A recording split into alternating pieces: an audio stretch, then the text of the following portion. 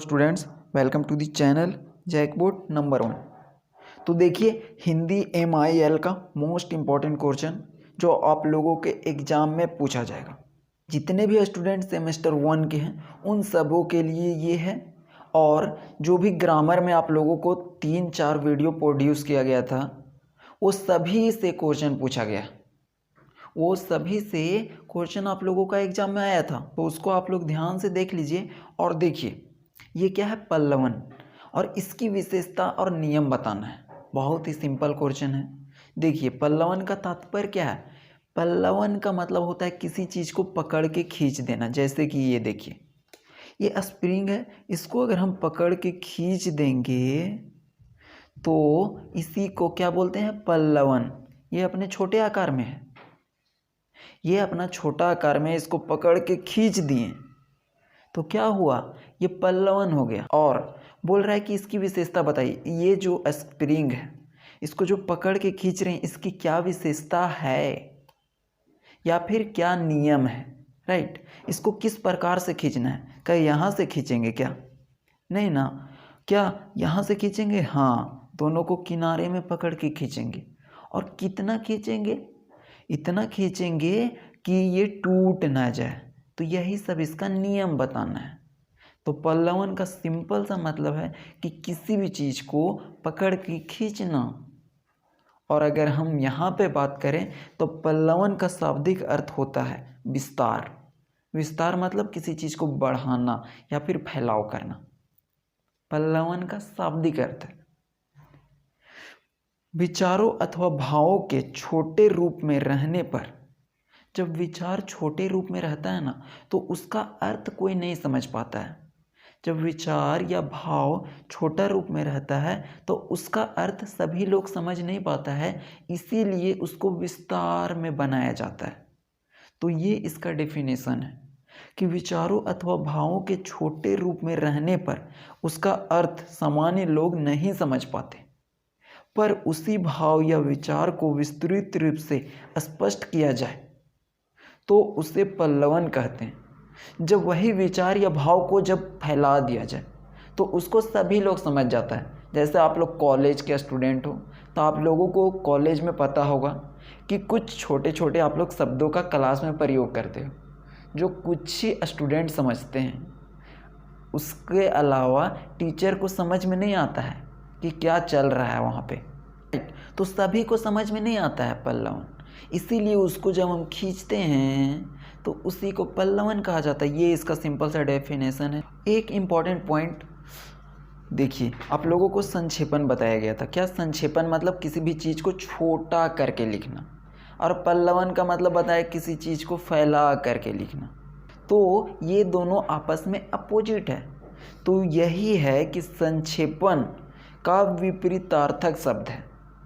ये जो पल्लवन है वो उसका अपोजिट वर्ड है, क्योंकि पल्लवन में पकड़ के खींच दिया जाता है और संक्षेपण में छोटा कर दिया जाता है। आप लोगों का संक्षेपण भी करवाया जा चुका है, आप लोग उसको ध्यान से देख लीजिएगा। स्टार्टिंग में सबसे पहले कौशल के बारे में बताया गया था और संक्षेपण में, तो वो दोनों क्वेश्चन आया है, तो उसको ध्यान से समझिएगा। ये लिखना है आगे, इसी बात को थोड़ा सा बढ़ा देना है क्योंकि 15 मार्क्स में पूछेगा, इसीलिए, राइट। सो सूत्र रूप से लिखी या कही गई बात में, सूत्र का मतलब छोटा होता है, ठीक है। तो छोटी बात को लिखा गया हो या कहा गया हो, बहुत बड़ी गहराई होती है, उसमें बहुत गहराई होती है। और विद्वानों के द्वारा एक पंक्ति को 1 घंटा तक भी बोला जाता है, यही पल्लवन कहा जाता है। तो इसी को पल्लवन कहते हैं कि एक छोटी सी बात को बहुत विस्तार करके लिखना। जैसे कि आप लोग ये कहानी ज़रूर सुने होंगे कि अंगुलीमाल जो सबका अंगुली काट लेता था और अपने गले में पहनता था, तो गौतम बुद्ध भी उसी रास्ते में चलते गए। तो अंगुलीमाल उसको बोलता है कि ठहर जाओ, नहीं तो मैं तुम्हें मार दूंगा। ठहर जा, मैं तुम्हें मार दूंगा। गौतम बुद्ध कहते हैं कि मैं तो ठहर गया, लेकिन तुम कब ठहरोगे। मैं तो ठहर गया, लेकिन तुम कब ठहरोगे। और ये बात सुनकर ये बात सुनकर वो जो अंगुली काटने वाला इंसान रहता है, अंगुली माल, वो उस दिन से अंगुली काटना छोड़ देता है। उसका हृदय टोटली परिवर्तन हो जाता है। ये होती है छोटी छोटी बातों का ताकत।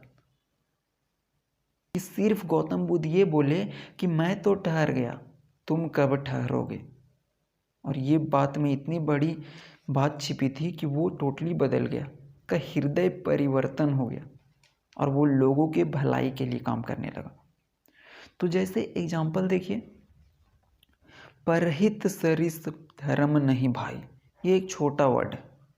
इसका मतलब है कि परोपकार से बढ़कर कोई और धर्म नहीं है। परोपकार का मतलब दूसरों की भलाई से बढ़कर। तो इस वर्ड का मतलब ये है। तो इसी को खींच करके लिखना, क्योंकि ये वर्ड सभी को समझ में नहीं आएगा, सभी को समझ में नहीं आएगा, इसीलिए इसको अच्छे से लिखा जाता है ताकि सभी लोग समझ सकें। अब देखिए पल्लवन के नियम, जैसे अभी बताया गया कि वो जो स्प्रिंग है उसको खींचने का क्या नियम है, किनारे से पकड़ के खींचेंगे, इसको किनारे से पकड़ के खींचना चाहिए, इसका ये नियम है ताकि ये स्पष्ट हो। बहुत तेज नहीं खींचे, नहीं तो ये टूट जाएगा। तो ये जो पल्लवन है इसके नियम देखिए। पल्लवन के लिए वाक्य, सूक्ति और कहावत को ध्यान से पढ़िए ताकि आप उसे समझ सकें। जो भी वाक्य रहेगा, सूक्ति रहेगा और कहावत रहेगा, उसको ध्यान से पढ़ना है। जैसे इसी को, ये क्या है, इसका पल्लवन करना है, तो इसके लिए इसको ध्यान से पढ़ना पड़ेगा ताकि इसका अर्थ आप समझ जाइएगा। पहला नियम। दूसरा देखिए, बहुत सिंपल नियम है। सेकेंड देखिए, मूल विचार अथवा भाव के अन्य सहायक विचारों को समझे। जो भी मूल विचार दिया रहेगा ना और जो भाव रहेगा उसके सहायक विचार को समझना है ताकि आप उसकी गहराई तक जा सके। तीसरा देखिए, मूल मतलब जो भी चीज़ लिखा गया होगा, जैसे अभी बताए कि सरहित शरीर धर्म नहीं भाई, तो उसी को मूल बोला जा रहा है। मूल और गौण विचारों को, गौण मतलब शांत, समझ लेने के बाद एक एक कर सभी निहित विचारों को लिखना शुरू करें। जब आप समझ जाएं कि मूल विचार क्या कह रहा है, उसके बाद लिखना शुरू कर दें। चौथा देखिए, भाव और विचार का विचार करते समय उसमें तथ्य और उदाहरण दे सकते हैं। तो जब भी भाव और विचार का विचार करेंगे तो उसमें आप तथ्य दे सकते हैं या फिर कोई उदाहरण एग्जाम्पल दे सकते हैं, राइट, पल्लवन करते समय, ताकि सभी को समझ में आ सके। पांचवा देखिए, पल्लवन की रचना हर हाल में अन्य पुरुष में होनी चाहिए। पल्लवन की रचना अन्य पुरुष में होनी चाहिए, ना प्रथम ना द्वितीय। 6 देखिए, पल्लवन में अनावश्यक विस्तार बिल्कुल न करें। तो पल्लवन में फालतू की बातों को ऐड नहीं करना है। जैसे कि ये स्प्रिंग को बहुत तेज से नहीं खींचना है, टूट जाएगा। इसी प्रकार से पल्लवन में फालतू की बात को यूज नहीं करना है। पल्लवन व्याय शैली की होने चाहिए का मतलब है कि आपको लिखने का अभ्यास होना चाहिए। क्या? लिखने का अभ्यास होना चाहिए। व्यास शैली का मतलब, लास्ट देखिए, पल्लवन में निबंधात्मक का गुण होना चाहिए। ये एक निबंध की तरह लगना चाहिए। जैसे हाथी एक जानवर है, उसके 4 पैर होते हैं, उसका एक सूंड है, उससे उठा के फेंक देता है, तो ये एक निबंध की तरह होना चाहिए। तो ये था इसका नियम। एक चीज़ और, आप लोगों का सेमेस्टर 2 के लिए एक मोस्ट इम्पॉर्टेंट वीडियो आएगा एग्ज़ाम के जस्ट बाद, उसको आप लोग ध्यान से अटेंड कीजिएगा।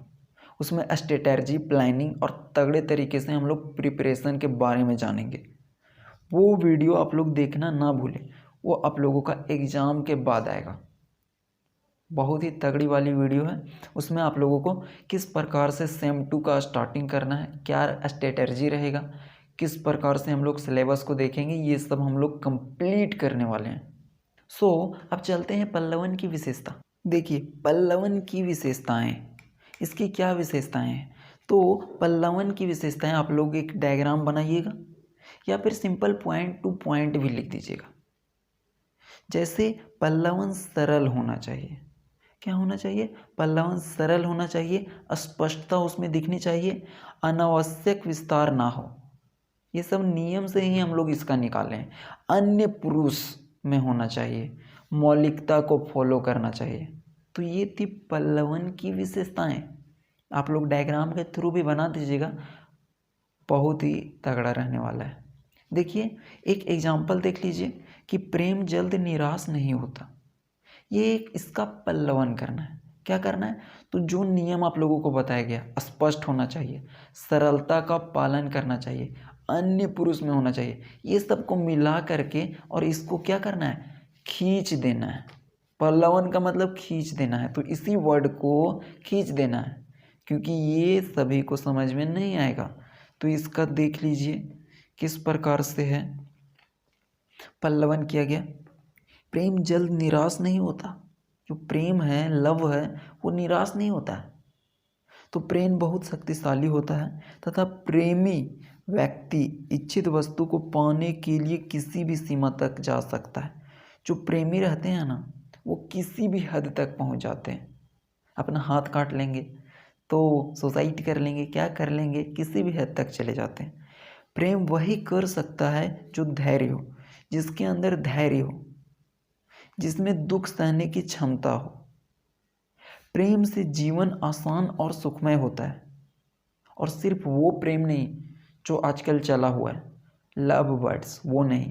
प्रेम का मतलब माता का बेटे से प्रेम, पिता का पुत्र से प्रेम, भाई का भाई से प्रेम, ये सब प्रेम के बारे में बताया जा रहा है। सिर्फ आप लोग वो जो लव बर्ड्स का गेम चल रहा है अभी, उसका बारे में नहीं है। उसका तो मीनिंग टोटली डिफरेंट निकाला जा सकता है। प्रेम से जीवन आसान और सुखमय होता है और प्रेम में सब कुछ देने की क्षमता होता है, सब कुछ देने के लिए तैयार रहता है। प्रेम का भाव जब मन में जागता है तो बहुत समय तक रहता है। एक बार जब जागता है ना प्रेम का भाव, तो वो बहुत समय तक दिल में अपना जगह बना लेता है। इसलिए कहा गया है प्रेम जल्द निराश नहीं होता। तो ये छोटी सी लाइन, इसका मतलब इतना बताया गया, राइट। तो आप लोगों को मेन तो वहाँ तक लिखना है, इसका विशेषता और इसका रूल। ये अगर पूछेगा तो लिख सकते हैं, अदरवाइज नो टेंशन। आगे देखिए इम्पोर्टेंट क्वेश्चन है, आप लोगों के एग्ज़ाम में ज़रूर पूछा जाएगा ये क्वेश्चन। 3 एग्ज़ाम बचा हुआ है, 2 एग्ज़ाम बचा हुआ है, उन दोनों में से पूछेगा। देखिए यही है क्वेश्चन जो आप लोगों का एग्ज़ाम के लिए बहुत ज़्यादा इम्पोर्टेंट है। संवाद लेखन को परिभाषित करें, इसकी विशेषता तथा अंग को बताएं। और संवाद लेखन का मतलब होता है कि आप लोग दिन भर जो बात करते रहते हो, बात विचार करते रहते हो, अपने मम्मी के साथ, पापा के साथ, फ्रेंड्स के साथ, फैमिली के साथ, ये सब जो आपस में बात करते हो वही तो संवाद है। और जो वही बात को अगर लिख दोगे तो वो क्या हो गया? संवाद लेखन हो गया। सिंपल सा। संवाद का मतलब होता है बात विचार करने का तरीका, ठीक है। कि आप कुछ बोलते हो, मम्मी कुछ सुनती है, पापा कुछ बोलते हैं, आप लोग कुछ सुनते हो। तो यही है संवाद लेखन। जब 2 या 2 से अधिक लोग आपस में बात करते हैं तो उसे संवाद कहते हैं। आपस में जब 2 लोग बात करते हैं या 2 से अधिक लोग बात करते हैं तो उसी को क्या कहा जाता है? संवाद। लेकिन हम लोगों को क्या चाहिए? संवाद लेखन का डेफिनेशन। तो जब बात करते हैं और उसी बात को लिख देंगे तो वो क्या हो जाएगा? संवाद लेखन।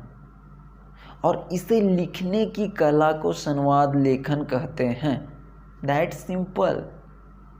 संवाद लेखन क्या है? कंप्लीट हो गया।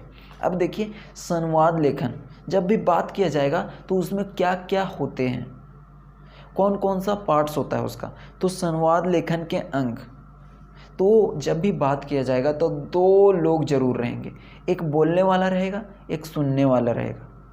जैसे कि अभी हम बोल रहे हैं, आप लोग सुन रहे हैं, तो जो बोल रहा है उसको बोलते हैं वक्ता और जो सुन रहा है उसको बोलते हैं श्रोता। तो इसके मुख्यतः 2 अंग होते हैं। संवाद लेखन के 2 अंग होते हैं। पहला वक्ता, बोलने वाला व्यक्ति वक्ता होता है। जैसे कि मैं अभी बोल रहा हूँ तो आई एम वक्ता and you are listening to me, then you are श्रोता।